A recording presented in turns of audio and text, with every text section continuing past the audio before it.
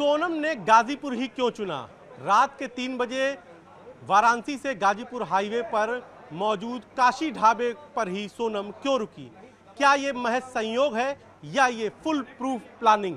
क्या हाईवे पर इसलिए चुना गया ताकि पहुंच आसान है, पुलिस आसानी से पहुंच सकती है, हाईवे है इसलिए इलाका भी फेमस है? ये तमाम सारे सवालों के जवाब अब सोनम ही कबूल करेगी जब मेघालय की पुलिस उससे पूछताछ करेगी रिमांड पर लेकर। लेकिन 18 घंटे बीत चुके हैं गाजीपुर के उस काशी ढाबे पर सोनम की मौजूदगी के। अगर उन 18 घंटों पर बात करें तो सबसे पहले वो वहां पर ढाबा संचालक को मिलती है, बदहवासी की बात कहती है, फिर अपनी एक कहानी सुनाती है कि वो मेघालय गई थी अपने पति के साथ हनीमून पर, वहां उसके साथ उसके पति को लूट के इरादे से बदमाशों ने मार दिया, उसके जेवर लूट ले गए और उसके बाद वो यहाँ अचानक यूं ही पहुंच जाती है और उसको पता नहीं कि उसे कौन छोड़ता है। उसके कुछ देर बाद पुलिस की अपनी इन्वेस्टिगेशन शुरू होती है, सीसीटीवी फुटेज मिलते हैं और उसके बाद कड़ियाँ जुड़ने लगती हैं। उसके बाद सोनम को गाजीपुर पुलिस, क्योंकि सोनम सबसे पहले वहीं ढाबा संचालक का मोबाइल लेकर अपने भाई को फ़ोन करती है और उसके बाद फिर भाई पुलिस को फ़ोन करता है और गाजीपुर पुलिस उसको जाकर कस्टडी में लेकर गाजीपुर के ही मेडिकल कॉलेज के वन स्टॉप सेंटर लेके आती है। पूरा दिन भर सोनम की इस कहानी का ड्रामा चलता है और दोपहर में मेघालय पुलिस के पहुंचने के 2 घंटे पहले सोनम का भाई पहुंचता है।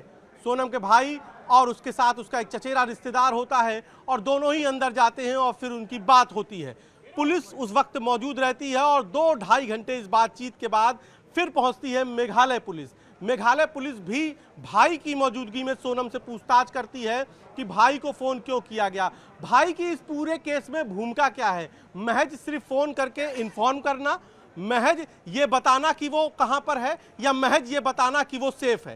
ये तमाम सारे सवालों के जवाब पुलिस भाई की मौजूदगी में ही सोनम से पूछती है, भाई से पूछती है। उसके बाद जब मेघालय पुलिस पहुंचती है तो पूछताछ के बाद उसको इस तरीके से मेडिकल कॉलेज के इमरजेंसी में लाया जाता है जहां पर मेडिकल मुआयने की औपचारिकता की जाती है। चूंकि ट्रांजिट रिमांड लेनी है इसलिए मेडिकल मुआयना ज़रूरी है। मेडिकल मुआयने के बाद अब ट्रांजिट रिमांड के लिए कोर्ट में पेश होगी सोनम और वहां से मेघालय पुलिस अपने साथ ले जाएगी। फिलहाल अभी जब उसका भाई उससे मिलने आया तो गोविंद को भी पुलिस ने एहतियातन अपनी हिरासत में लिया है और माना जा रहा है गोविंद को भी मेघालय पुलिस अपने साथ ले जा सकती है। गोविंद की भी इस केस से कड़ियां जोड़ सकती है। क्या गोविंद अपनी बहन से मिलने आया था या गोविंद भी उस कथित मर्डर प्लानिंग का एक हिस्सा था? ये तमाम सारे सवालों के जवाब गोविंद से भी लिए जाएंगे और मेघालय पुलिस उसको भी अपने साथ ले जाती है। अब यहाँ से ट्रांजिट रिमांड के बाद या तो आज रात में मेघालय पुलिस गाजीपुर स्टे करेगी या फिर यहाँ से बिहार ले जाएगी और कल वहाँ से बाई एयर वो मेघालय ले जाएगी। लेकिन इस पूरे 18 घंटे में सोनम ने कुछ भी नहीं कहा।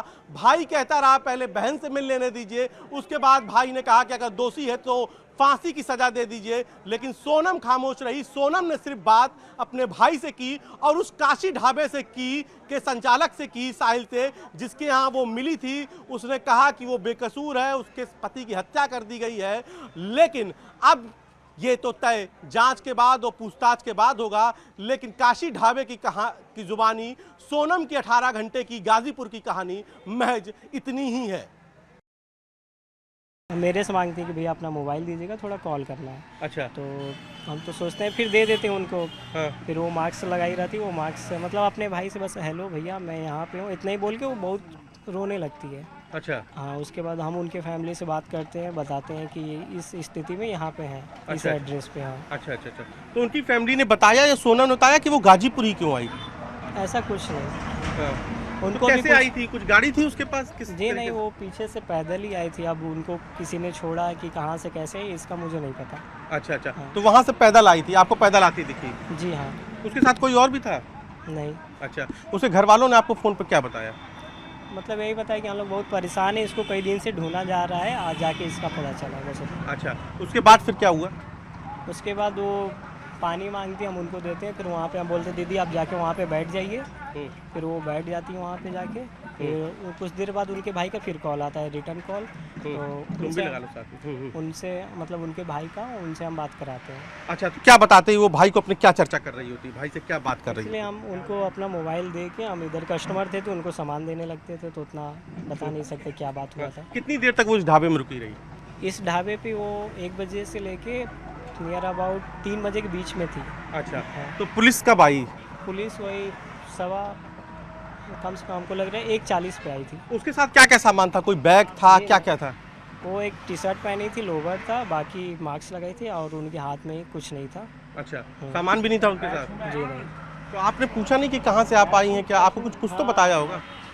वो मतलब कुछ मेंटली सही नहीं लग रही थी, मतलब रो रही थी बहुत ज़्यादा।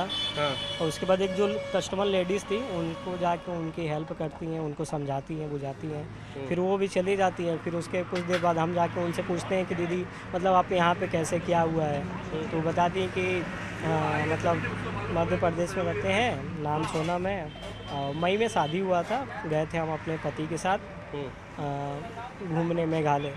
तो वहाँ पे उनके साथ कुछ लोग उनका गहना वहना छीनने लगते हैं और फिर उनके पति मना करते हैं तो उनको वहीं पे ऑन द स्पॉट मार दिया जाता है। और ये देखकर ये मतलब बता रही थी कि मैं बेहोश हो जाती हूँ, उसके बाद मैं यहाँ पे कैसे आई हूँ और कौन छोड़ा है कुछ नहीं पता मुझे।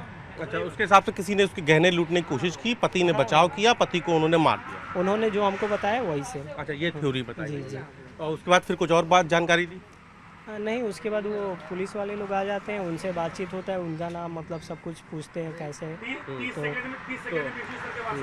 तो आप पूरा नाम क्या लेते हैं? साहिल यादव। साहिल यादव। उसके बाद फिर पुलिस आई थी, उस बीच में आपका फिर कोई बातचीत नहीं जी है? नहीं, कुछ बात नहीं कुछ होती। नहीं।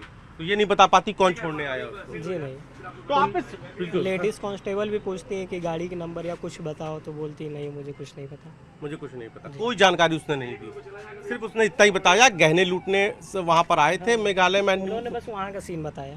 वहाँ के किसी ने गहने लूटने, किसने लूटे, बदमाश भाग गए, उसके पति को मार दिया, यही बताया? जी बस इतना ही बताया। अच्छा, पति को मार दिया। तो ये साहिल यादव है जो ये बता रहे हैं, जहां पर वो सोनम आई थी यहीं पर देखिए सोनम बैठी थी।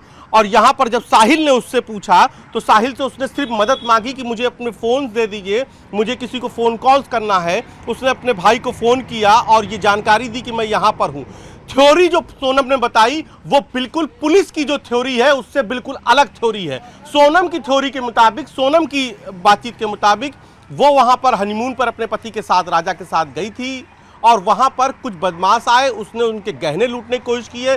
पति ने उसका विरोध किया तो बदमाशों ने पति को मार दिया। उसके बाद वो बेहोश हो गई और बेहोश होने के बाद वो सीधे गाजीपुर के नंदगंज के इस काशी ढाबे पर मिली, जहां पर उसे ये भी नहीं पता उसे कौन छोड़ गया है। जब वो आई थी उसके हाथ में कोई बैग नहीं था, जब वो आई थी उसको कौन छोड़ने आया उसे पता नहीं था। तो ये तमाम सारी जानकारी उसने दी। इसके अलावा महिला कांस्टेबल को भी कोई जानकारी उसने नहीं दी।